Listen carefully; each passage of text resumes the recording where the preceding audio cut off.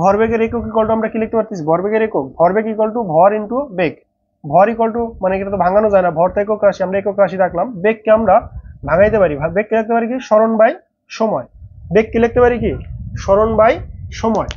বেগকে লিখতে পারি সরণ বাই সময়। আর ভর ইকুয়াল টু কি, ভরের একক হলো কেজি, সরণের একক কি মিটার, সময়ের একক কি সেকেন্ড। তাহলে যদি আমরা এটাকে সাজায় লিখি তাহলে লিখতে পারতেছি কেজি মিটার পার সেকেন্ড। এটা হলো কি ভরবেগের একক। এখন আমরা দেখব ভরবেগের মাত্রা। ভর বেগের মাত্রা, ভরবেগের মাত্রা, ভরবেগের মাত্রা কি দেখো, ভরবেগ, তাহলে আমরা লিখতে পারি ভর বেগ ইকুয়াল টু ভর গুণন বেগ। সেম ভাবে ভর তো রাখলাম একক রাশি, বেগ ইকুয়াল টু কি সরণ বাই সময়।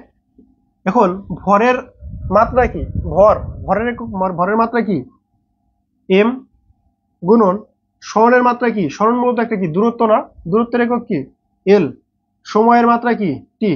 তাহলে আমরা এটাকে লিখতে পারি M L T inverse 1, M L T inverse 1, M L T inverse 1। Clear, clear হয়েছে এটা, বলো ক্লিয়ার।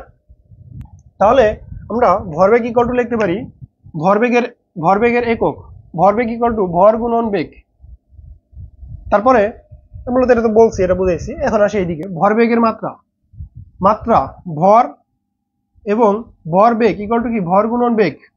ভরের একক তো, ভর তো একক রাশি, ভর এইভাবে রাখলাম আমরা। বেগ মানে কি সরণ বাই সময়।